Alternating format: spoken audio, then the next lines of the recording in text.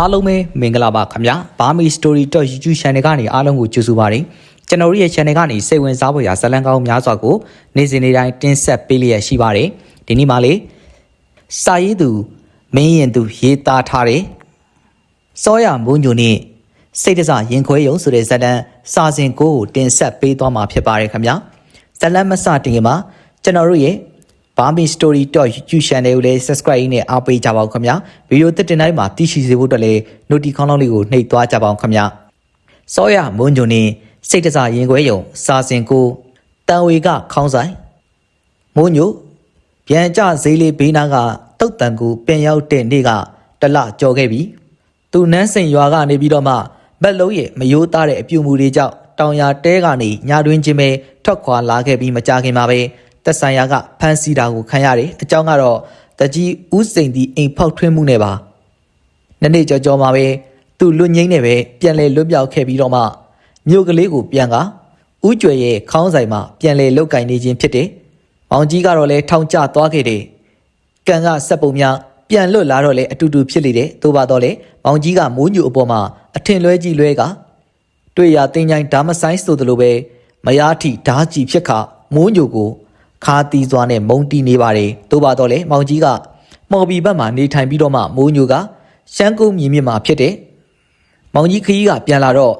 နမ်းစိတ်မှာမိုးညူကမရှိလေတော့ပါဘူးမယားဖြစ်သူမလုံးရဲ့40စကားနဲ့ကြောင့်မိုးညူအကြောင်းကိုမောင်ကြီးဒေါသထွက်သွားခဲ့တာပါဒီကောင်ကွာငါအသေးချာမှားရဲ့သားနဲ့နင်တို့တားမိပဲဒီမှာနေရတာပေါ့မောင်ကြီးကခရီးမဆိုင်မှာပဲမလုံးနဲ့ကလေးတွေတော်တဲ့တောင်ထဲမှာအဖော်မရှိနေရတဲ့အတွက်စိတ်မကောင်းဖြစ်ခါမေးလိုက်တာပါမလုံးကမောင်ကြီးကိုဖက်ခါနဲ့ရှုပ်ပွဲရှာငိုယိုပြီးတော့မှကိုမောင်ကြီးရှင်ပြောတော့မိုးညိုဟာတခိုးဆိုပေမဲ့ကိုကျင့်တရားကောင်းတယ်ဆိုအဲ့လိုကောင်မျိုးကိုမှယုံပြီးတော့မှထားရိတ်ခဲ့ရတဲ့တော့မောင်ကြီးကမထိတာမလန့်တာနဲ့ဖြစ်ခါသူမယားမလုံးကိုပွေဖက်ထားပြီးတော့မှအလို့ပြောစမ်းပါဦးမငိုနဲ့တော့ဟာမိုးညိုဟာနင့်ကိုဘာလို့လဲပြောစမ်းမလုံးကညရည်များပြင်တုတ်လို့နှကန်းကိုကြိုက်ခါချင်းအရှိဆုံးမိုးညိုလေးလူယုံပါကျမကိုအာရမပြုကျင်ဖို့အတွက်စ조사တာအခါခါပဲကျုပ်ချက်နဲ့အသက်လဲပြီးတော့အကျဉ်းချင်းကာကွယ်ခဲ့ရတာဘီလုံးဟာများတစ္ဆာမဲတဲ့မိမသားများဒင်းလေးကထင်နေလားလဲမသိဘူးဘာအလုံးပြန်ပြောစမ်းပါဟာငါမယုံချင်ဘူးဒီကောင်ကနင့်ကိုတာမယာပြုတ်ကျင်နေနင့်မောင်ကြီးစကားမဆက်နိုင်မေးကြောကြီးတွေထောင်ကားနဲ့ခွေးတခုပြောစမ်းဟာအဲ့ကောင်နဲ့အထမြောက်သွားသလားဟုတ်တော့ကျုပ်ကအသက်နဲ့သာအသေးခံပဲတင်းပြုတ်ကျင်တာကိုလည်းခံစီရလားနဗန်းဖက်လုပ်ပြီးတော့မှဟိုငရုတ်ကြပွေးနဲ့တင်းကောင်ကိုမှစော်ထက်လိုက်တာတခါတည်းကိုပြေးတာမှပြန်မလာတော့ဘူးမောင်ကြီးအသားတွေတစ်ဆက်တုံးကမလုံးကိုအတင်းကျပ်နဲ့ဖက်ထားပြီးတော့မှခွေးကောင်တကူလူကကုတ်ကမြင်းငါအပြစ်ပါမိလို့ရင်ငါအိုမှာမြေကွက်နဲ့အိမ်တွေကိုဝယ်နေတာကြာသွားလို့မိုးညိုမင်းတော်လားတွေ့တဲ့နေရအသေးပဲမိမဖြတ်ရင်ပြည်တော်မှပြတ်တတ်တဲ့လော်လီလွန်းနဲ့မိမမိုးညိုကိုမရအရကကလူကနဲ့မြူတာကသူအခုလင်းကြီးရှေ့မှာကြတော့အမရာကိနရီမဒီတန်ဘူးလားဆိုတဲ့အတိုင်းတော်လေးဝဝင်ပြနေလိုက်တာမိုးညိုကပဲသူ့ကိုအာရမကြံတဲ့တဏီတကောင်းသားမောင်ကြီးလိုမယားစကားယုံတတ်တဲ့သူအတွက်ကတော့လေမယားပြောသမျှရုပ်သေးရုပ်ဖြစ်နေရတယ်မောင်ကြီးတို့နမ်စိန်ကနေပြီးတော့မှမှော်ဘီကိုပြောင်းပြီးတော့တလတောင်မကြပါဘူးဗီဇတက်ကြောင်မလို့လက်ကအငြိမ်မနေနိုင်တဲ့မောင်ကြီးလဲကုကအိမ်တအိမ်ကိုဝင်ခိုးမိရာကနေဦးစိန်ဒီအမှုဟာပေါ်ပြီးထောင်ကျသွားခဲ့တာသူထောင်ကနေလွတ်တော့သူမယားမလုံးကလူမိုက်မြတီးနဲ့ယူလိုက်ကြပြီတဲ့ဒါမဲ့လဲမောင်ကြီးကလည်းအပြစ်မမြင်ရပါမိုက်တီးကိုကြောက်လို့သူမယားခမကောင်းကြီးခရတယ်ပဲထင်တာညာတီးကလည်းညနာမှာဓာခုတ်ရာကြီးနဲ့အသက်50အရွယ်ကြီးကိုသူမယားမလုံးကဘယ်နည်းနဲ့မှနှစ်သက်နိုင်ပါမလဲမိုးညိုလိုအရွယ်ရောရုပ်ရောရှိတဲ့ကောင်ကူတော်မှစိတ်ကမညွတ်တဲ့ဥစ္စာဒါပေမဲ့လေမောင်ကြီးလူတွေကိုယွန်လာတာတော့အမှန်ပါမိမကတော့မြာတီးနဲ့ပေါင်းခတ်ခါသူဝယ်ထားတဲ့အိမ်ပေါ်မှာပဲအမိတ်သားကိုမှတက်ပြီးတော့စံစားနေပြီမောင်ကြီးအဖို့ကတော့မြာတီးကိုရင်မဆိုင်ဝင်ပါဘူးသူကတခိုးမြတာမြာတီးကလူတက်မှုနဲ့ထောင်ကျင်ကြဘူးသူကလည်းလက်ရှင်နေတဲ့နာမည်ကြီးလူမိုက်တယောက်မဟုတ်လားဒီတော့လေ ထောင်ထဲမှာအတိကျွမ်းခဲ့ကြတဲ့တခိုးငအေးနဲ့ပကိုးပူတာမှာကုန်ထမ်းခဲ့ရတယ်။ကွင်းကိုလဲစောင့်ရင်းနဲ့ပေါ့။နေရက်ကလာတို့ကြာခဲ့ပြီမောင်ကြီးကတက်လုံးလက်ကြောတင်းတင်းလှုပ်ခဲ့ဘူးသူလည်းမဟုတ်တာ။အခုပကိုးပူတာမှာအတူအထွာလေးတွေခိုးလိုက်ကုန်ထမ်းလိုက်ကုန်ထမ်းရတဲ့အလုပ်ဆိုတာကလည်းလွယ်တာမှမဟုတ်တာ။တိတ်ကူမှပင်ပန်းတဲ့အလုပ်ဒီတော့လေအရက်ကလည်းသူ့ပင်ပန်းသမျှအတွက်စေးပြီးတော့မှအတိတ်ကိုမေးဖို့အတွက်စူးစမ်းရမှာအကောင်းဆုံးစေးတစ်ခွက်မဟုတ်လားမလုံးကတော့လဲမော်ပြီးနားကရွာမှာတခါကသူ့လင်မောင်ကြီးအသက်နဲ့ရင်းပြီးတော့မှခိုးလို့ရခဲ့တဲ့ပစ္စည်းတွေနဲ့ဝယ်ထားတဲ့အိမ်နဲ့ရှန်ကကိုမြနဲ့ဒုတိယဘဝမှာလှလို့ဝလို့ပျော်လို့မော်လို့ပါဒါကိုမောင်ကြီးကမသိပါဘူးသူမသိရခြင်းကတော့လေတဏရမက်အဝိဇ္ဇာအမောင်ကပိတ်စည်းထားခဲ့တာမဟုတ်ပါလားအေးမနဲ့ဖြန်ငါတောင်းမဟုတ်ပြန်တော့မယ်ကွာတညက်နေမှာတော့အရက်တီမူးကငအေးတို့နေတဲ့ကျူးတဲလေးတဲ့ကိုဝင်လာပြီးတော့မှမောင်ကြီးကပြောလိုက်တာပါလူကတော့တဲမရအောင်မူးလို့နေတာပါဟာမောင်ကြီးလက်ဖက်ကောင်းစားခြင်းပလောင်တောင်တက်နှေးကွာခွင်ကောင်းကောင်းလေးရရင်တော့လေကော်ပေါ့ကွာနေပါဦးတငယ်ချင်းရမောင်ကြီးကလေမျက်ရည်များကြကချိုက်ကြီးတငင်နဲ့ငိုလိုက်ပြီးတော့မှအဲ့ဒီခွင်ကငါအတွက်ဘာဒိတ်ပဲမှမရှိတော့မှလေကွာငါအချင်းတွေကလေငါတိပါတယ်ငါအေးငါတို့မျိုးကလေးမှာပဲငါရဲ့လက်ကျန်အချိန်လေးတွေကုန်ရှင်နေတင်ရင်လဲငါတို့မျိုးလေးရဲ့ပြန်ကြဈေးလေးဘေးကတုတ်တန်မှာပဲပြန်သေးခြင်းနေအဲ့ဒီမှာငါညီမိုးညိုချိတယ်မိုးညိုလှုပ်ပေးတဲ့အခေါက်နဲ့မိုးညိုတူးပေးတဲ့မြေချင်းမှာငါသေပြရစီကွာငါအေးကတက်မကိုချလိုက်ပြီးတော့မှမင်းကျမ်းမာကြီးတအားညံ့နေတဲ့တငယ်ချင်းအခုပြည်သူစေးရုံမှာအတွင်းလူနာအဖြစ်နဲ့တက်ပါကွာမင်းကအဆုတ်ယောဂလည်းဖြစ်နေပြီမောင်ကြီးကလည်းခေါင်းကိုခါရမ်းကငါသိပါတယ်ငါအေးငါယောဂလည်းကျွမ်းနေပြီဘသူမှလည်းအကျိုးမပြုဘဲနဲ့စိုးမိုက်ခဲ့တဲ့တခိုးတယောက်ထွက်တော့စေယုံကဆရာဝန်တွေကမပင်ပန်းစေချင်ပါဘူးကွာနိုင်ငံအတွက်ဘာအကျိုးမှမပြုခဲ့တဲ့ကောင်နိုင်ငံပိုင်စေယုံမှာပြည်သူတွေချွေးနေစာစေးတွေကိုလည်းမဖြုံးတီးချင်ဘူးတငယ်ချင်းရမောင်ကြီးကလည်းမူလာရင်ခုလိုပဲတက်သားပါတဲ့စကားတွေကိုမှပြဆက်မင်းသားစတိုင်နဲ့ကိုမှပြောတတ်တဲ့သူပါအခုလဲစကားအကြီးကြီးတွေကိုပြောရင်းကနေစက်ကြိုးကြပါဇက်ကသွေးများအန်ထွက်လာတယ်ကျူတဲတဲမှာထိုင်နေကြတဲ့သူတွေကစိုက်ကားနဲ့မောင်ကြီးကိုပကိုးပြည်သူစေးရုံကိုတင်ပေးသွားကြတယ်ကျူတဲကလေးတွေမှာတော့သူတို့နေသူတွေမောင်ကြီးလိုလူတွေပဲလို့မထင်သင်တာမန်ရိုးသားစွာနဲ့လောက်ကင်စားတောက်တဲ့လူတွေများလဲများစွာရှိတယ်ကျူးဆိုတာလူနေမှုပေတံနဲ့တိုင်းရင်တော့လဲအောက်တန်းကြတယ်လို့ပဲပြိုင်သူပြောကြပါလိမ့်မယ်ဒါပေမဲ့လေထိုကျူးတဲကလေးတွေကနေပြီးတော့မှအနံ့သက်မကောင်းတဲ့လူတွေရဲ့ရင်ဘတ်ထဲမှာဖြူစင်မြင့်မြတ်တဲ့နှလုံးသားလေးလည်းရှိနေကြပါတယ်လူကုန်တဲ့ရက်ွက်လိုမျိုးတအိမ်နဲ့အိမ်လူသိမ်တောင်မှမตาအိမ်ဆိုတာကလူသိအောင်လို့အိမ်ရှိမှပုတ်ပြားထောင်ပြီးတော့ဘဲစုဘဲဝါအသက်ကဘလောက်ဘဲနေမှာကွဲလွန်တယ်လို့စာရေးပြီးတော့ထောင်ထားစရာမလိုဘူးတဲတလုံးကလူတယောက်တစ်ခုခုဖြစ်ကိုသွေးသားလိုမျိုးကိုဖိရင်ဖိနဲ့ကိုမှကိုညီတက်တဲ့ကျူးတဲကလေးတွေကလူတွေပါအခုလဲကြည့်ပါဘဲကမှမသိတဲ့သူတို့ရဲ့ပြန်ကြရက်ွက်ထဲကိုရောက်လာတဲ့ခိုးမှုနဲ့ထောင်ချပြီးထောင်ကနေထွက်လာခဲ့တဲ့လူကိုအရေးဟဲဆိုတော့လေမိသားစုလိုပြုစုကြတယ်စေးရုံကိုတအုပ်တမကြီးနဲ့လိုက်ပို့ကြတယ်လိုအပ်တဲ့ဆေးဘိုးတွေကိုအိုကလေးကိုရွက်ပြီးတော့မှယထာတွဲတွေပေါ်မှာရေရောင်းတဲ့မက်လာအေးကလည်းတုံးကျန်သူရင်ပတ်ထဲကနေပြီးတော့မှကြက်တန်နွမ်းနွမ်းကလေးတွေထုတ်ပြီးတော့ပေးလာတယ်ငါကတော့လည်းနှစ်ချက်ပဲရှိတယ်ညနေတောက်ဖို့ခြံထားတာဒီညတော့လေငါနဲ့ထွေးညူတေကန်းပြက်ပြီးဟဲ့စိုက်ကားနင်းလို့ရခဲ့တဲ့ကိုအောင်ဘူးကသူ့ခါးကြတဲ့ကငွေဆက်ကူကြက်တန်နွမ်းနွမ်းလေးနှစ်ရွက်ကိုထုတ်ပေးတယ်ဒီလူကြီးကိုမြင်မိသေးပါတယ်ညနေကျရင်တော့လေလက်တွေတုံနေတော့မှာဟဲ့မိညို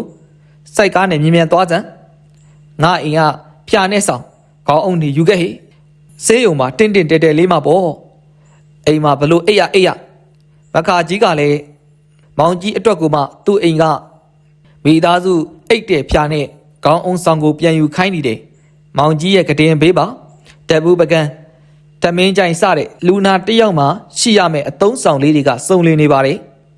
48ကျက်ရပြီငါအေးကလည်းကြက်တန်အထက်လေးကိုမှရေတွက်ခါပြောတာပါစိုက်ကားစီက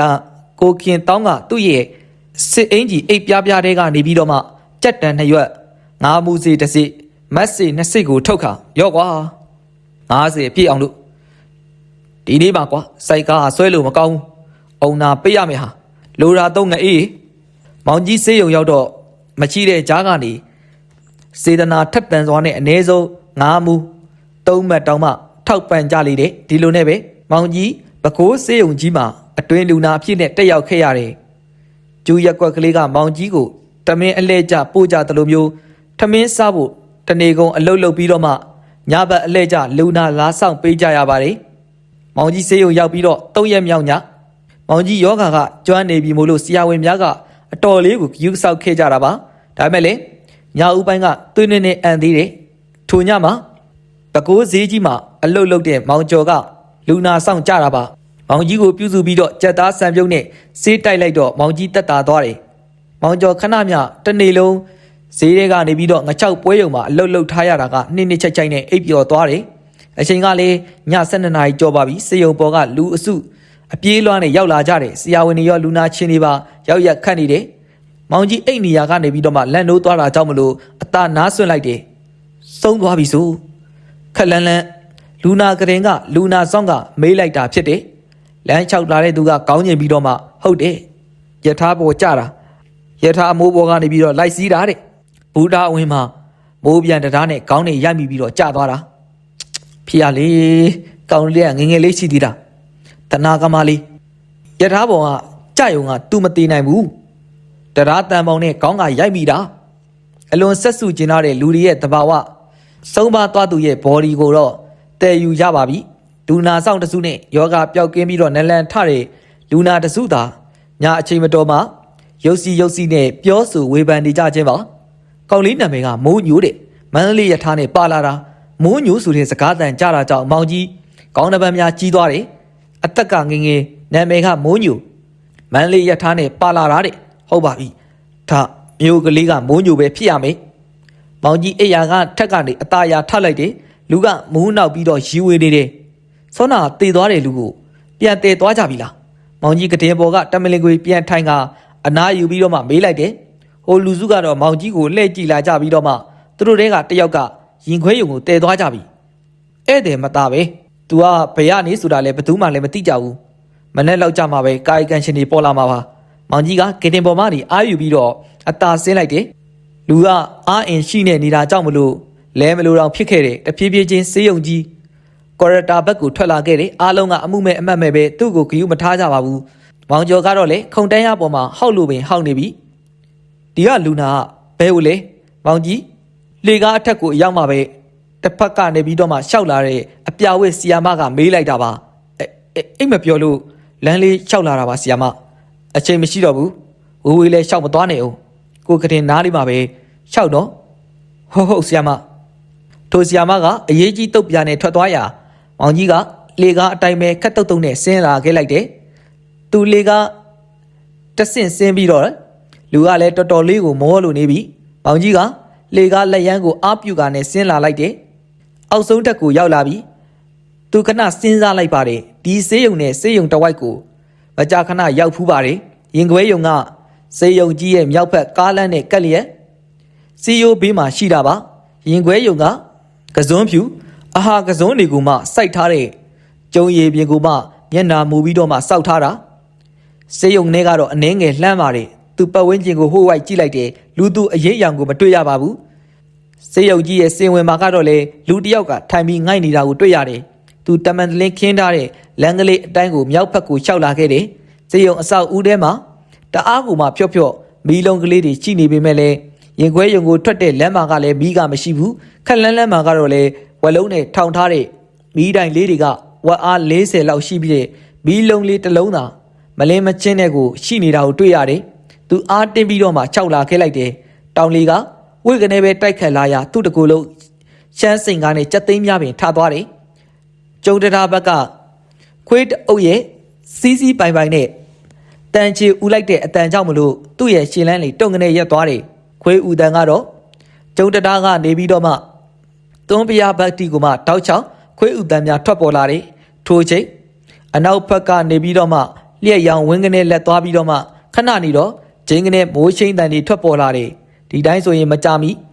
မိုးရွာတော့မီကိုသူတတိထားမိပါတယ်ပြီးခဲ့တဲ့ရက်ကမှပဲခူးရွှေမော်တော့ဖျားပွဲပြီးသွားတာ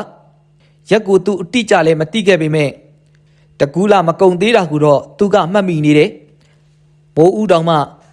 ကြတော့မှာပါလားသူ့ရဲ့ရင်ထဲမှာလှိုက်ခနဲဖြစ်သွားတယ်အခုလိုမျိုးမိုးတန်လေတန်ကြားရရင်သူတို့ရဲ့တောင်ပေါ်မြို့ကလေးက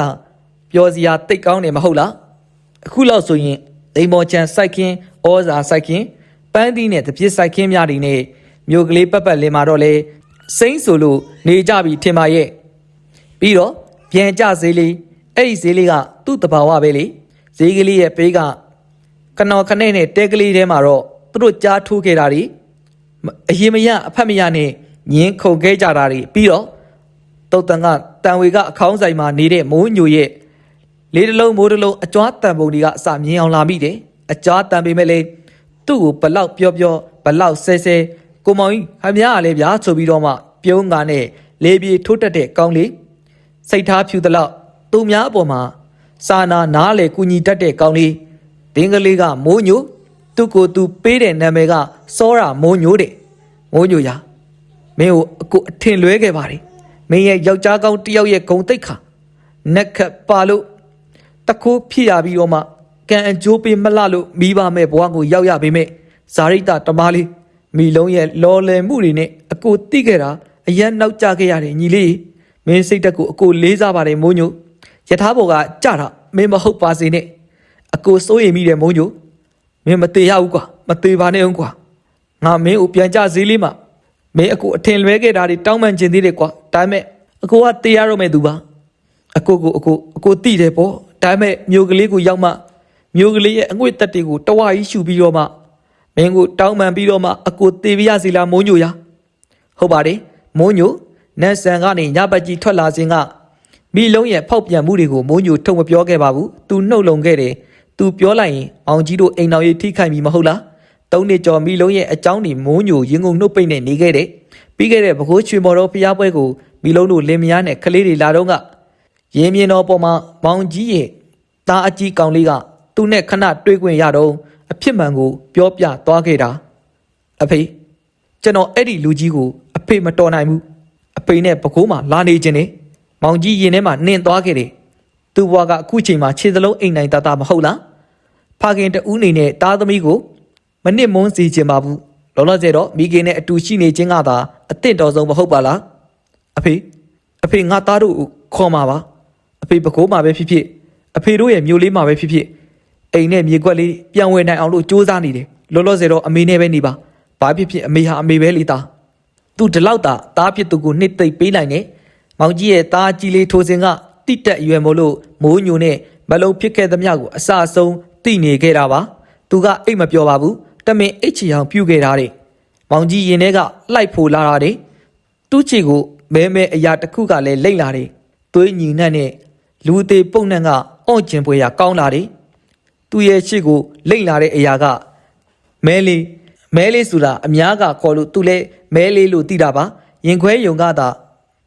မတကြိုနိုင်တဲ့ရုပ်အလောင်းတွေကိုဒီတစ်တာကြီးလိုအလုံးပိတ်မဲလေးတွေကိုထည့်ပြီးတော့မှတင်းញိုင်းမှာစေးယုံကပဲတကြိုပေးတာ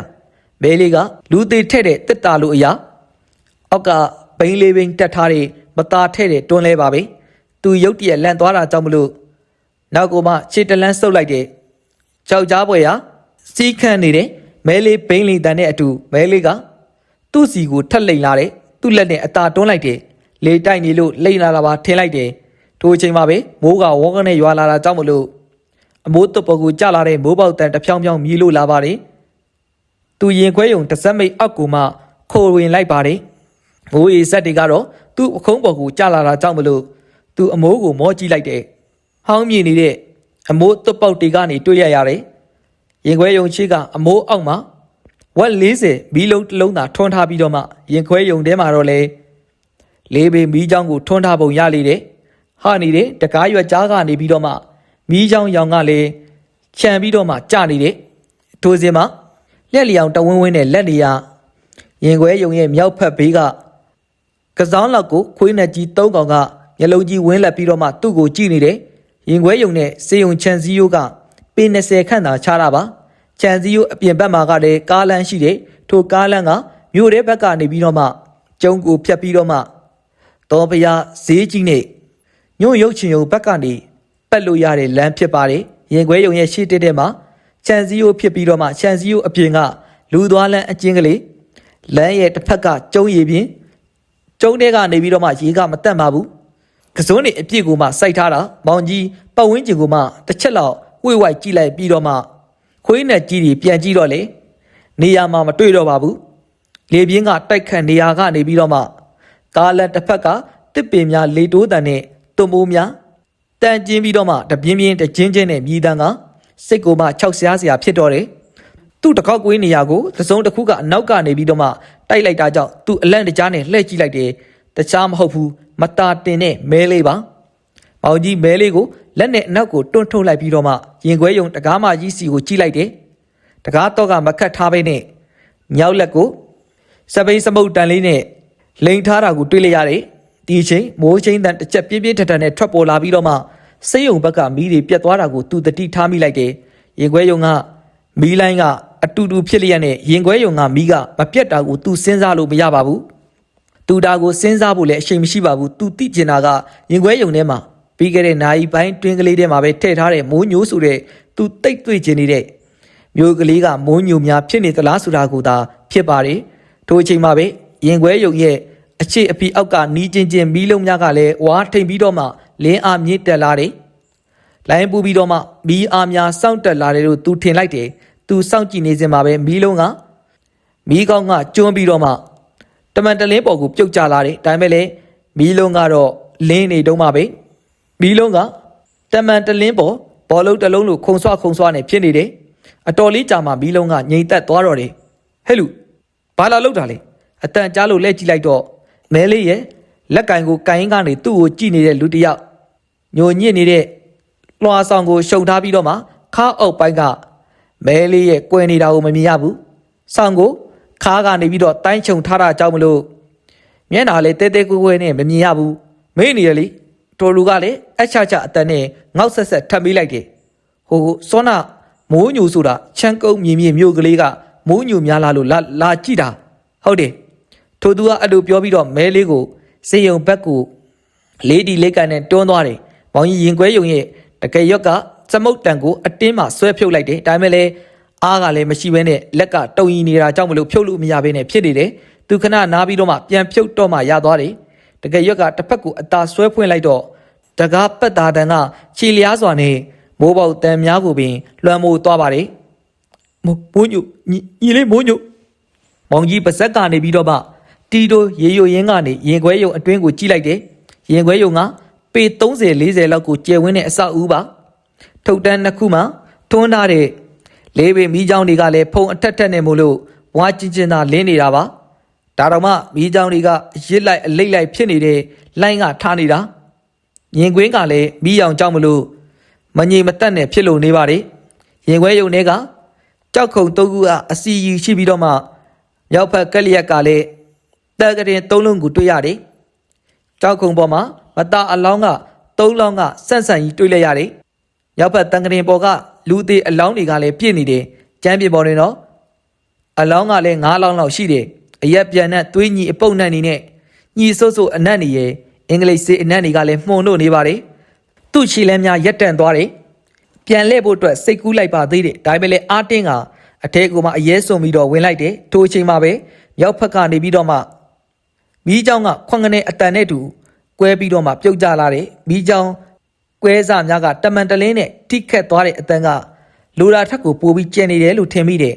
မီးအောင်ကအားနဲ့သွားပြီးမဲ့ရင်ခွဲယုံအတွင်းမှာကတော့လေလင်းလင်းရှင်းရှင်းရှိနေရွေးပါတယ်သူလူသေးအလောင်းများကိုဝေ့ကြည့်လိုက်တယ်စုစုပေါင်း17လောင်းဖြစ်တယ်အလောင်းများကိုပလတ်စတစ်အိတ်ရှည်ကြီးများနဲ့ထည့်ပြီးတော့မှခေါင်းကစီးထားရဘသူပဲဝါဆိုတာကောင်းစွာမမြင်ရသူကကြောက်ခုံကြီးတွင်ရှိရတိုးကပ်၍လာလိုက်တယ်ဟာအမလီလွတ်စမ်းသူ့ခြေထောက်ကိုတစုံတစ်ယောက်ကလှမ်းဆွဲလိုက်တယ်သူငုံကြည့်လိုက်တော့ပလတ်စတစ်အိတ်ကြီးတွေကအလောင်းကောင်ကလက်နဲ့သူ့ရဲ့ရှေ့ချင်းဝက်ကိုအတင်းကိုမှဆွဲထားပါတာလွတ်စမ်းမေးလို့ကတေနေကြပြီခင်ဗျာကျွန်တော်ကိုလာချတာလားပလတ်စတစ်အိတ်တွေကသူ့ခြေထောက်ကိုဆွဲထားတဲ့မတာကအာလေးချာလေးနဲ့မေးလိုက်တယ်မောင်ကြီးကစက်ကနေဖြစ်သွားပြီးတော့မတာကိုငုံကြည့်ကမဟုတ်ဘူးငါလာချတာကမိုးညိုကျွန်တော်မိုးညိုလေးဗျကျွန်တော်ကိုဘာလို့ထုတ်ထားတာလဲကျွန်တော်ကိုဖြေပေးပါမောင်ကြီးစကားပြောနေတဲ့မတာကိုငုံကြည့်လိုက်တယ်မတာကမျက်လုံးပြူးကသူ့ကိုကြည့်နေတယ် သူမသားကိုတေးချစွာထပ်ပြီးတော့ကြည့်လိုက်တယ်အသားမဲမဲနဲ့အသက်20လောက်အိန္ဒိယလူမျိုးဖြစ်တယ်မင်းကမိုးညိုလားဟုတ်တယ်မိုးညိုလေးဗျမောင်ကြီးစက်ကနေပဲထရက်လိုက်တယ်သူပတ်ဝန်းကျင်ကိုဝှေ့ကြည့်လိုက်တယ်လူသေးအားလုံးငြိမ်သက်စွာနဲ့ဆန့်ဆန့်ကြီးတွေတွေ့ကြတယ်မဟုတ်ဘူးငါသိတယ်မိုးညိုကမင်းမဟုတ်ဘူးလွတ်စမ်းမောင်ကြီးကသွေးယူသွေးတန်းနဲ့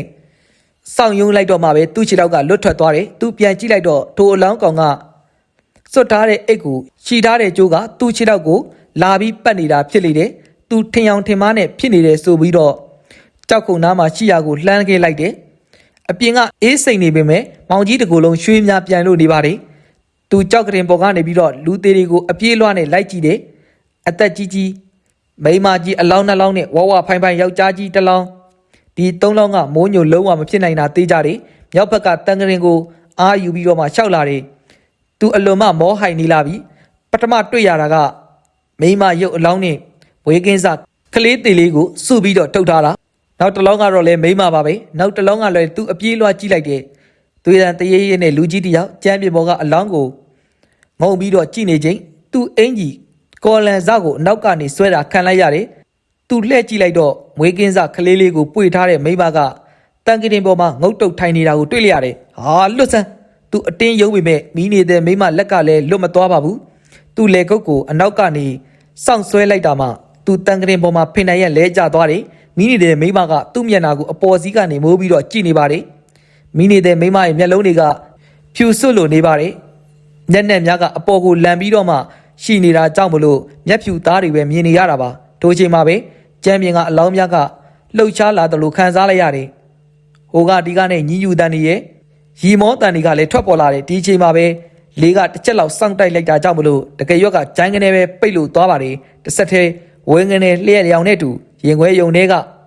ကတချောင်းနဲ့ကြံတဲ့မိချောင်းလဲပိတ်သွားတယ်ရုတ်တရက်အမောင်တိကျသွားပြီးတော့မှလျှက်ရောင်ကနောက်တစ်ချက်လောက်အပြတ်မှာပဲရင်ခွဲယုံအတွင်းကမြင်ကွင်းတွေကထင်းထင်းနဲ့မြင်လိုက်ရတယ်ကျမ်းပြင်ပေါ်ကလူသေးအလောင်း3လောင်းကမတ်တိုက်ဖြစ်နေကြပြီးတော့မှ2လောင်းကတော့ငုတ်တုတ်ကြီးတွေဖြစ်နေလို့နေပါတယ်သူအာယူပြီးတော့အော်လိုက်ပေမဲ့လေချောင်းတွေကအတန်အစားသွေးများသာထွက်ကြလာတယ်လွတ်ပေးပါသူအတနာခံပြီးတော့အကြည့်နဲ့မင်းနေတဲ့မကိုမော့ကြည့်နေတယ်သူပါစကစကားထွက်မလာဘဲနဲ့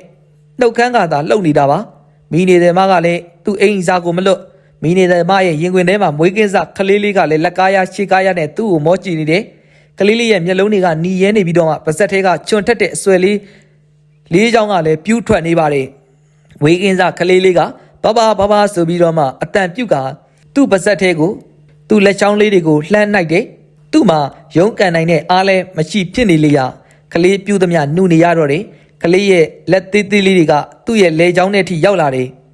သူဝေါကနေပဲတစ်ချက်အံပြီးတော့မှမူးဝေလာတယ်မျက်လုံးများကပြဝေလာပြီးတော့မှသူ့တတိမိကအမောင်တိကျသွားပါလေတော့တယ်ရင်ခွဲရုံအတွင်းမှာတိတ်ဆိတ်နေတဲ့အအပြင်မှာကလည်းမိုးရောလေပါတဲလိုနေပါတယ်မောင်ကြီးရဲ့အဖြစ်ကတော့ရင်ခွဲရုံကလူသေးအလောင်းကောင်များမှအပါဘသူမှလည်းမသိမမြင်ကြပါဘူးနောက်တနေ့မနေ့စောမောင်ကျော်တို့ငါအေးတို့တွေပြန်ကြကျူးရက်ကွက်လေးထဲမှာလူတွေအလုတ်တွေရှုံနေကြတယ်စေယုံကဆရာဝန်များကလည်းလူနာဆောင်ဖြစ်သူကိုပါပေါ်စာရန်ကောလားဆိုပြီးတော့မှအပြစ်တင်နေကြတယ်မောင်ကျော်ညကပင်မန်းတာကြောင့်မလို့နှိမ့်ချိုက်နဲ့အိပ်ပျော်သွားခဲ့တာပါစေယုံအနီယာနဲ့ရှာဖွေကြပေမဲ့လည်းမောင်ကြီးကိုရှာလို့မတွေ့ဘဲနဲ့ဖြစ်နေကြပါတော့တယ်တနေ့လုံးလိုက်ရှာကြလို့မတွေ့တဲ့အစုံမှာတော့အိယာနဲ့ပစ္စည်းများသိမ်းကစေယုံကနေပြန်သွားကြတယ်တရက်2ရက်3ရက်တစ်လမောင်ကြီးကိုဘလို့မှကိုရှာလို့မတွေ့တယ်လို့ဘာတတင်းမှလည်းမရကြတော့ပါဘူးပျောက်တော်သူကြာရင်တွေးဆိုသလိုမျိုးပြန်မတွေ့ဘဲနဲ့မေးကြရပါတော့တယ်အဲ့လူဘယ်မှာဆင်းပါလဲကျွန်တော်တာစီဘူတာမှာဆင်းပါပါရန်ကုန်တာစီရထားပေါ်မှာလူတယောက်ရထားကြမ်းကင်းပေါ်မှာအိတ်ခါလိုက်ပါလာတယ်တကူလုံးပေးရနန်းစော်နေပြီးတော့မှစိတ်မူမှန်ပုံလည်းမရပါဘူးသူစီကနေမခံမရက်နိုင်အောင်လို့ရထားစီခီးတဲ့ဒီပါခံစားလာရတယ်ထိုသူကတော့တခြားမဟုတ်မောင်ကြီးပင်ဖြစ်ရှိပြီထိုညကမောင်ကြီးပကိုးစိတ်ယုံကရင်ခွဲယုံမှာတတိလစ်မင်းမျောသွားတာပါသူတတိပြန်ရလာတော့အပြင်မှာမိုးကတိတ်နေပါပြီသူတမန်တလင်းပေါ်မှာလဲနေရကနေလူလဲထလိုက်တယ်ရင်ခွဲယုံထဲကနေမှောင်မဲနေပါတယ်တကားချက်ကအလင်းရောင်မှန်းပြီးတော့မှသူ့ရင်ဘက်ထိပ်ကိုဖိကအပြင်ဘက်ကိုထွက်လာလိုက်တယ်မြို့တွေကကားတချို့သွာလာနေကြတဲ့အတန်တွေကြားရတယ်လို့အနီးနားမှာရှိတဲ့ဖုန်းကြီးကျောင်းကတုံးပေါင်းခုတ်တံများလဲထွက်ပေါ်လာတာကိုကြားလိုက်ရတယ်သူစေးရုံဘက်ကိုတစ်ချက်လောက်လှည့်ကြည့်ပြီးတော့မှ ကြံစည်းရိုးကိုကြော်ကကားလမ်းမပေါ်ကိုတက်လိုက်တဲ့သူတုံတတာကိုကြော်ပြီးတော့မှသွန်းဖျားဘက်ကမှတဖြည်းဖြည်းနဲ့ခြောက်လာရစိုက်ကားစီယာဘူတာကြီးကိုပို့ပေးပါညွန့်ရုပ်ချင်းယုံဘက်ကနေပြီးတော့မှနင်းလာတဲ့စိုက်ကားကိုတားလိုက်တာပါသူ့ကိုကျူးရက်ကွက်ကနေပြီးတော့မှစုပြီးတော့ပေးထားတဲ့ငွေ30ရဲ့သူ့ပိုင်ငွေ15ကျပ်ရဲ့စုစုပေါင်းကတော့အင်ကြီးအိတ်ထဲမှာ45ကျပ်ရှိနေတာပါပတ်စံရောပါရဲ့လားစိုက်ကားဆရာကသူ့ကိုအတင်သေးစွာနဲ့ကြည့်ပြီးတော့မှမေးလိုက်တာပါပါပါတယ်ဗျာဘယ်လောက်ပေးရမလဲဘူတာကိုတက်မှတ်တော်လဲပေးရမယ်ညဘက်ကြီးဗျသူဘူတာကိုရောက်တော့မနက်9နာရီမန္တလေးဘက်ကိုထွက်မဲ့ကြောက်တွဲရထားကလည်းဘိန်းလိန်နေပါပြီသူကြောက်တွဲရထားပေါ်မှာကုတ်တက်လာခဲ့တယ်ပကိုးဘူတာကနေထွက်ခွာလာတော့အချစ်စီကအာယုံကလည်းလာနေပြီရထားလက်မှတ်မပါစီးရတာကလည်းကြောက်တွဲဆိုတော့လိုရာခီးကိုဘယ်ချိန်ရောက်မယ်လဲမသိသူဖျားကြီးဘူတာမှာပဲဆင်းလိုက်ပါတယ်မနက်7နာရီဆိုရင်ဖျားကြီးဘူတာကိုတာစီမီးရထားဝင်းမှာကိုသူတီးတယ်ဘူတာကထမင်းကြော်ဆိုင်မှာထမင်းကြော်တပွဲကိုဝယ်လိုက်တယ်ဆိုင်ချင်းကတော့စလူးရွက်နဲ့တုတ်ပေးပါတယ်သူထမင်းကြော်ကိုတန်လန်းပေးမှာပဲစားပြီးတော့မှတာစီကိုမှလက်မှတ်ဖြတ်လိုက်တယ်ပြန်ကြစေမြို့ကလေးရဲ့ပြန်ကြစေကဟိုးအရင်ကအတိုင်းပါပဲမြို့ကလေးရဲ့ပတ်တန်းချင်းကမြို့ကိုတောင်ကိုတွေဝေလို့နေပါတယ်ဈေးလေးကဈေးအောင်ဈေးဝယ်များနဲ့စီကားမြဲစီကားလေးရရှိရတယ်မြို့ကလေးရဲ့လမ်းများပေါ်မှာလူတွေကဥဒဟိုသွားလာနေကြပါတယ်ကောင်းလီမုန်းညိုလှထွေးဖျားနေလို့တဲ့သူ့မိမလာသွားတယ်နီလုံးနဲ့ကြော်စွာကိုခေါ်ပြီးတော့မှမြေချင်းတူးခိုင်းကွာဒီနေ့မသားကနှလောင်းသားမှာဟုတ်ဦးလေထိုနေ့မနက်ကမိုးကလည်းပြင်းရီစွာနဲ့ညီးငွေစရာကောင်းအောင်တစိမ့်စိမ့်နဲ့လှုပ်နေတာမိုးညိုရေမနေပြင်ချက်များကိုမှတိုင်ဖြတ်တဲ့နေချိန်မှာဥကျွယ်ကလာပြောတာသူပြန်ရောက်လာတော့ဥကျွယ်ရဲ့တန်ဝေကအခေါင်းဆိုင်မှာလူဟောင်းတွေမချိတော့ပါဘူးအားလုံးကလူအစ်စ်တွေပါပဲသူကဥကျွယ်တို့လင်မယားနဲ့တွေးသားအရင်လိုမျိုးဖြစ်နေတော့အလုတ်သမားတွေကိုသူကကြည်ကြက်ပေးရတာပါမိုးညိုကွန်းတုတ်ကိုယူကကြော်စွာနဲ့နီလုံးတို့ကိုခေါ်ပြီးတော့မှတုတ်တန်အနောက်ဘက်ကကိုပင်နှစ်ပင်ကြားကရေမမြုပ်တာကြာပြီဖြစ်တဲ့နေရာမှာရက်လိုက်ပြီးတော့မှသူအိတ်ထဲကကွန်းနေရကိုကပြောရွက်ပေါ်မှာတင်ကမြေနဲ့ကျင်းကိုမှဝယ်လိုက်ပါတယ်ထိုကအစင်လာပါပဲတုတ်တန်ထဲမှာနေပြီးတော့မှသူ့ဘာရာစားဆိုမဲ့လဲမမြင်အပ်တဲ့ဆိုင်ရာပိုင်ရာတွေစီကတလေးတစားနဲ့မြေချင်းကိုဝေးရတယ်သူများတွေပြောတာတော့တုတ်တန်မှာမဖဲဝါရှိတယ်ဆိုမဲ့လဲအခုမြေဝဲခွင့်တောင်းရတာမဖဲဝါစီကမဟုတ်တာတော့သိကြတယ်တို့ပေဒီလဲမဖဲဝါကတုတ်တန်တီနဲ့တော့အဆက်အသွယ်ကတော့အဆက်မပြတ်ပါဘူးဦးကျွယ်ရဲ့အခေါင်းဆိုင်ရဲ့အနောက်ဘက်ကတောင်ဖို့မှာမဖဲဝါကိုပတာတင်မြောက်ထားတာလည်းရှိတယ်ဒီမဖဲဝါကသူ့ကိုတခါကကူညီဘူးတာကိုလည်းမှတ်မိနေသေးတယ်ဒီလိုကိစ္စမျိုးဆိုတာကလည်းကိုမကြုံဘူးတိုင်းလဲမယုံလို့လည်းမရဘူးလောကမှာလည်းဘယ်သိပ္ပံနည်းနဲ့မှတိုင်းတာလို့အဖြေရှာလို့မရတဲ့ရှိုးဝက်မှုတွေကလည်းရှိနေတယ်မဟုတ်လားရပြီနီလုံးရေလုံအားလေးလည်းပြကွာဒီလုံးနဲ့ကြော်သွားတယောက်တစ်ချင်းစီတူးကြတယ်ဘာဖြစ်ဖြစ်ကြော်သွားနီလုံးပါမိုးအေးအေးနဲ့ကျင်းတူးလာရတာမမောပဲနဲ့တက်ကြွနေကြတယ်ဒီလိုနဲ့ဒီနေ့အဖိုးကတော့လေသူတို့အတွက်တွက်ချီကြိုက်ပြီးမဟုတ်ပါလားလူသေးလာမြုပ်တဲ့နေတွေဆိုရင်နေစားကအပြင်ကိုမှကျင်းတူးကပါမြုံမြုံမြင့်မြင့်နဲ့ရကြလေတယ်မြေကျင်းတူးရတဲ့နေတွေဆိုရင်လေလူအားကထက်ကူမှသုံးစားရတယ်မဟုတ်လားပြီးတော့မှအောက်ဆိုင်ရှိသေးတယ်အရင်ကတော့လေမตาလာချရင်မตาနဲ့အတူထည့်ပေးလိုက်တဲ့သူမျက်နိုးတဲ့နာယီဖက်နဲ့အဝတ်အစားစောင်းဒါတွေကိုဥကျွယ်တို့တွေပဲတင်ကြတာအခုနောက်ပိုင်းမှာတော့လေဥကျွယ်ကမယူတော့ပါဘူးမြေချင်းတူးသူပဲဝေယူကြတာပါသူတို့အဖို့ကတော့လေ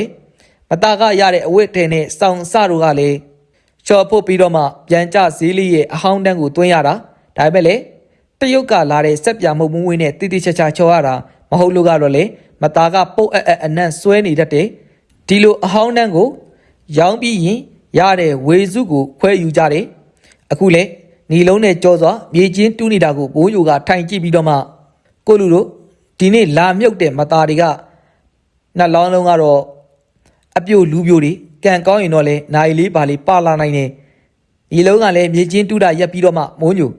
သူတို့ကဘာလို့အုတ်ကူမသွင်းကြတာလဲမိုးညိုကနေရာကနေထလိုက်ပြီးတော့မှဒါကတော့လေသူတို့ကိစ္စပေါ့ကွာငါကတော့လေမသားကိုကူမသွင်းပဲနဲ့မြေမြုပ်တာမီးတကြူတာပဲကြိုက်တယ်ကွာမြေနေရာလဲမကြက်တော့ဘူးပေါ့ကွာကြော်သွားကလူဦးကောင်းကိုနှစ်ခုကိုကျင်းတကုန်းပေါ်မှာပြစ်တင်လိုက်ပြီးတော့မှအေးဟုတ်ပါတယ်အခုမြေချင်းတူးတာတော့မှနေရာကထက်နေတာအခုတော့မှ အယိုးကောင်းတွေကခေါင်းခုံကနှစ်ခုရှိပြီးမိုးညိုကနီလုံးလက်ထဲကကော်ပြားကိုယူကသူ့တလှဲ့ကူပြီးတော့တူပေးရင်းကနေမိုးရဲ့ပိုမရွာပါနဲ့မတာကိုရေမြုပ်ရရင်တော့လည်းမကောင်းဘူးတကယ်ကလည်းမိုးရာသီမတာချင်းတူးရတာမှမိုးရွာနေရင်တော့လည်းကျင်းထဲကရေကိုခတ်ထုတ်ရတာတဒုက္ခပါပဲလူသေးကိုမြုပ်တော့လဲရေတဲ့ပွက်ထဲမှာစာနာစိတ်နဲ့အခုလိုမျိုးတည်တဲ့အခါမှာပွက်ရည်ထဲမှာမမြုပ်ပေးခြင်းပါဘူးထိုအချိန်မှာဇရက်ဘက်ကနေပြီးတော့မှ24ပစ္စည်းပထန်းရွတ်တန်ကိုကြားတာကြောင့်မလို့မိုးညိုစက္ကနဲ့တုံသွားတယ်သူဇရက်ပေါ်ကိုလှမ်းကြည့်လိုက်တော့ရတိအယူကြီးဖြစ်နေလေတယ်သူရတိအယူကြီးမစုံဖြစ်တာ3နှစ်ကျော်ရှိပြီမိုးညိုကော်ပြားကိုပြစ်ချကရတိယူကြီးရှိတဲ့ဇရက်ကိုပြေးလာလိုက်တယ်ပိန်းတော်တဲ့ကနေပြေးလာခဲ့တဲ့အတန်ကိုကြားတော့ရတိယူကြီးကလှည့်ကြည့်ပြီးတော့မှဟဲ့တခုနင်မြေရှိုးပြီးတော့မိုးပြန်နေတာလားငါကနင့်ကိုမတွေ့လို့မိုးညိုကဥရဖာရဇရက်ပေါ်ကိုတက်ကရတိယူကြီးကိုရှစ်ခိုးလို့သူထောင်ချသွားခဲ့တဲ့အကြောင်းကိုပြောပြလေတော့တယ်ရတိယူကြီးကပြုံးကမင်းကတော့ကိုခိုးတာတပြားမှမတုံးရပဲထောင်နှန်းဆန်ရတကိုးကွအေးလေဒါကလေဖျားအလောင်းအကျင့်ကောင်းပဲကွဒါပေမဲ့လည်းတခိုးရသူ့ဥစ္စာကိုလိုချင်လောဘနဲ့မခိုးနဲ့ကွလောဘမပါဘဲနဲ့ခိုးရင်အရိဒဒါနာကံမမြောက်ဘူးထိုအချိန်မှာပဲပိန်းတော်တဲ့ကလူတယောက်ကခြောက်လာတာကိုတွေ့လိုက်ရတယ်မိုးညိုတဲတဲမဲမဲရွာနေတာကြောက်မလို့လူကိုတိတ်တိတ်ချာချာမတဲခွဲထိုသူကပိန်းတော်တဲ့ကနေရက်ခါမိုးညိုကိုကြည့်နေတယ်ဟာဒါကိုမောင်ကြီးပဲကိုမောင်ကြီးမိုးရတဲ့ဒီကိုလာလေဗျာမိုးညိုကိုမောင်ကြီးကတွေ့ရတင်းချိုင်းဓာမဆိုင်မလုံးနဲ့ပတ်သက်ပြီးတော့မှကျိန်းထားတာပါမိုးညိုကတော့လည်းမောင်ကြီးကိုအပြစ်မမြင်ပါဘူးအခုမြင်ရတာကမောင်ကြီးကမိုးညိုကိုရမ်းမှုလို့တဲ့မျက်နှာမျိုးမဟုတ်ဘူးမိုးညိုရတိတ်ကြီးကိုကြည့်ကသူကကျွန်တော်နဲ့အတူတူထောင်ကျသွားတဲ့တကူမောင်ကြီးဆိုတာလေရတိတ်ကြီးရဲ့ရတိတ်ကြီးကလှည့်ပြောပြီးတော့မှပိန်းတော်ဘက်ကိုပြန်ပြီးတော့ကြည့်လိုက်တော့မောင်ကြီးကိုမတွေ့တော့ပါဘူးဟာဒီလူကဘယ်ရောက်သွားတာပါလဲကိုမောင်ကြီးဟေးကိုမောင်ကြီးမိုးညိုလှမ်းခေါ်ပြီးမဲ့လေပိန်းတော်တွေကဘာတုတ်ပြန်တမ်းမှလည်းထွက်မလာဘူးမိုးညိုဇရက်ပေါ်ကနေစင်းကစောနာကမောင်ကြီးရဲ့နေရာကိုတွားကြည့်တယ်ဘာမှရှိမနေတော့ပါဘူးဟဲ့တကူမချီတာကိုရှာမနေနဲ့ငါမပြန်သေးဘူးမင်းကိုစကားပြောရင်ငါအလုတ်ပြတ်မယ်မနဲ့ပြန်ကြမှာပဲလာခဲ့မိုးညိုဒီလေရတိတ်ကြီးအလုတ်မပြတ်စေချင်တာရဲ့ပြေးချင်းကလည်းရေးကြီးနေရတဲ့ကြောင့်မလို့ပိမီနေကြကနေထွက်လာခဲ့တယ်စောနာကမောင်ကြီးကိုသူတိတိကျကျမြင်ရပါလျက်နဲ့ချက်ချင်းပျောက်ချင်းမလားပျောက်သွားတာကိုသူဘဝင်မကြောက်တယ်လို့ရှိနေတယ်မိုးညိုထမင်းစားနေချိန်အိမ်ရှိကခေါ်တန်ကိုကြားလို့ကြည့်လိုက်တော့ဦးတန်ကြောင်ဖြစ်နေတယ်မြင်းလဲမောင်းတဲ့ဦးတန်ကြောင်မှာသူကလည်းဖဲဒီအမဲကြီးကိုမှစောင်းလို့တန်ဝေကအခေါင်းဆိုင်ရှိမှရက်နေတယ်ဦးတန်ကြောင်မိုးတော်ချုပ်တော့မယ်ဗျလာလေးဗျမလာတော့ဘူးမိုးညိုမောင်ကြီးငါတို့မြို့လေးကိုပြန်ရောက်နေတယ်ကွမိုးညိုအံ့ဩသွားတယ်သူနေ့လေကပိန်းတော်ထဲမှာမြင်လိုက်တာထင်အောင်ထင်များမဟုတ်ဘူးပေါ့အခုပဲမှလေးဗျကျွန်တော်စီကိုလည်းလာတာမဟုတ်ဘူးဗျဦးတန်ကြောင်ကရီဝေစွာနဲ့မိုးညိုကိုကြည့်ပြီးတော့မှသူမင်းစီကိုမလာနိုင်တော့ဘူးမိုးညိုမောင်ကြီးငါတို့ခိတ်ကတဲလေးမှာပဲဘဲချိန်ကရောက်ပြီးဘဲချိန်တွေကစုံနေလဲမသိဘူးဗျာဟုတ်တယ်မိုးညိုငါလည်းအခုညမှာသိတာငါတို့မြင်းလဲသမားတွေမိုးအေးလို့ဆိုပြီးမထွက်တော့ဂိတ်ကိုလည်းမရောက်ကြဘူးဈေးကလူတွေပြောလို့ငါလည်းသိရတာမိုးညိုကထမင်းစားလက်စားကိုပင်လက်ပင်မစေးတော့ဘဲနဲ့ပြန်ကြဈေးလေးအပြေးတစ်ပိုင်းနဲ့ထွက်လာခဲ့တယ်ဂိတ်တဲလေးထဲမှာကိုမောင်ကြီးခွေကလေးတွေ့လိုက်ရတယ်လူကပိန်လီနေပြီးတော့ရုပ်တောင်မရှိတော့ဘူးလူမောင်ပြောတာညကားနဲ့ပါလာတာတွေ့တယ်တဲ့ဒီကောင်ညကလေးကဒီကိုရောက်နေတာဖြစ်မယ်ဟုတ်တယ်ဗျတောင့်တင်းနေပြီညကလေးကစုံသွားတာနေမှာမိုးညိုလူတွေတယောက်တစ်ပေါက်နဲ့ပြောနေကြတာကိုမကြားတစ်ချက်ကြားတစ်ချက်ပါသူကိုမောင်ကြီးကိုလက်ချောင်းများနဲ့ဖြစ်ညစ်ပြီးတော့မှတိတ်စောလို့နေဗျခမ ्या ကိုကျွန်တော်ရှင်းပြခွင့်လည်းမရတော့ဘူးဒါပေမဲ့ကျွန်တော်ဘယ်တော့မှရှင်းပြဖြစ်မှာမဟုတ်ပါဘူးအဲ့ဒါခမ ्या တို့အိမ်တော်ကြီးမပြတ်စေခြင်းလို့ပါခမ ्या ထင်တယ်လို့မဟုတ်ဘူးကိုမောင်ကြီးကျုပ်နဲ့ခမ ्या ကညီကိုလေးလိုနေခဲ့ကြတာခမ ्या ကျုပ်ကိုတတ်ဖို့ပြန်လာခဲ့တာပေါ့လေခမ ्या တက်ရင်ကျုပ်ကတည်ရဲပါတယ်ဗျအခုလိုမျိုးခမ ्या စောစောစီစီလူလောကကြီးတွေကနေထွက်သွားတာကိုကျုပ်နှမျောတယ်ကျုပ်တို့မျိုးလေးကအရင်လိုမျိုးမပြောင်းလဲသေးဘူးလေဒါပေမဲ့မိုးညိုပါဇက်ကတီးတို့ရေရွရင်းကနေမြဝန်းအိမ်ကမြေရီများကလည်းစီးကြလာပါတယ်ပွင့်နေတဲ့မောင်ကြီးရဲ့မျက်လုံးကိုပိတ်ပေးမယ်လေဘလို့မှကိုပိတ်လို့မရဘူးမိုးညိုထိုင်ကြည့်နေလို့မရဘူးတကြိုဖို့လောက်ကွာမိုးညိုဥတန်ချောင်းကိုမောကြည့်ပြီးတော့မှအရင်ခါတော့ကလို့ကြောမွဲမတာမလို့ချက်ချင်းတကြိုစေချင်တာလားဗျဥတန်ချောင်းဈေးကောင်းယုံကိုတွားပြီးတော့ပြောပေးဗျ ဒီတညတော့လေထားပါစီဗျာကျွန်တော်အခေါင်ပြင်ပြီးရင်မနေ့ပြန်နေ့လေကဖုန်းကြီးပင်ပြီးတော့တကြိုပေးပြရစီဗျာမိုးညိုရဲ့တောင်းဆိုချက်နဲ့မသားကိုတညထားခွင့်ရလိုက်ပါတယ်မိုးညိုကခေါင်းတစ်လုံးကိုလှလှပပပြင်ဆင်ဂိတ်တဲလေးမှာပဲထားတာပါဒါမဲ့လေမသားကိုစောင့်အိတ်မဲ့သူကမိုးညိုတယောက်တည်းပါအော်ကြောမွဲလူစင်းရဲတို့ရဲ့ဘဝရှင်နေတုံးပါလေမလှပပတည်သွားပြန်တော့လေမလှမပပါလားမိုးညိုတိုင်ကိုမိပြီးတော့မှမိကနေအိပ်ပျော်သွားတာခေါ်တန်းကြောင့်လန့်တိုးသွားခဲ့တယ်ဂိတ်တဲလေးထဲမှာဘသူမှရှိမနေဘူးကောင်းတော့ထားတဲ့မသားရင်မိုးညိုရေပဲရှိတာမသားခေါင်းရင်းကိုထွန်းထားတဲ့ဘက်ထရီ3ခန်းပေါင်းနဲ့အိုးကလေးကအားကျနေပြီမို့လို့မီးပွင့်ကလေးကလည်းလင်းနေဆိုုံမြတာအချိန်ကလေးညတကောင်မွညိုငိုတန်စွတ်နေတဲ့မောင်ကြီးရဲ့ခေါ်တန်ကတဲပြင်ကနေပီပီတတ်တနဲ့ထွက်ပေါ်လာတာမွညိုလက်နေတမီးကိုယူကအပြင်ကိုထွက်ပြီးတော့မှထိုးကြည့်လိုက်တယ်တုတ်တန်အဆက်မှာလူတယောက်ရက်နေတာကိုတွေ့လိုက်ရတယ်တမီးနဲ့လှမ်းထိုးလိုက်တော့ပျောက်သွားပြန်နေမွညိုခလန်လန်ကငိုတန်နဲ့သူ့နာမည်ကိုခေါ်နေတန်ကြားပြန်နေပိန်ပင်တော်ထနေတဲ့နေရာကအသက်မှာသူ့လက်နေတမီးနဲ့လှမ်းထိုးလိုက်တော့မီးအလင်းကမပေါက်ပါဘူးဒါပေမဲ့လေမောင်ကြီးမတ်တက်ရက်ခါရှိုက်ကြီးတငင်နဲ့ငိုနေတာကိုတွေ့ရတယ်ကြားလဲကြားရတယ်ကိုမောင်ကြီးကျွန်တော်မနေ့ကျရင်ခမရအတွက်ကုသိုလ်လုပ်ပေးမယ်ဗျာတာရုခေါ်ပါဗျာပိန်တော်တွေကမောင်ကြီးတစီကပျောက်မသွားပဲနဲ့ငိုချိုက်တန်ကပင်ပို၍ပင်ကျဲလာပါလေတော့တယ်အခုတင်ဆက်ပေးခဲ့တဲ့ဇလံကတော့စာရေးသူမင်းရင်သူရေးသားထားတဲ့စောရမိုးညိုနဲ့စိတ်တစရင်ခွဲယုံဆိုတဲ့ဇလံစာစဉ်ကိုပဲဖြစ်ပါတယ်ခင်ဗျာနောက်နေ့မှာလည်းကျွန်တော်တို့ရဲ့ BamiStory.YouTube channel ကနေစိတ်ဝင်စားဖွယ်ရာဇလံကောင်းများစွာကိုနေ့စဉ်နေ့တိုင်းတင်ဆက်ပေးသွားအောင်မှာမို့စောင့်မျှော်နားဆင်ပေးကြပါအောင်ခင်ဗျာနားဆင်ပေးခဲ့သူအားလုံးကိုကျေးဇူးအထူးတင်ရှိပါတယ်ခင်ဗျာ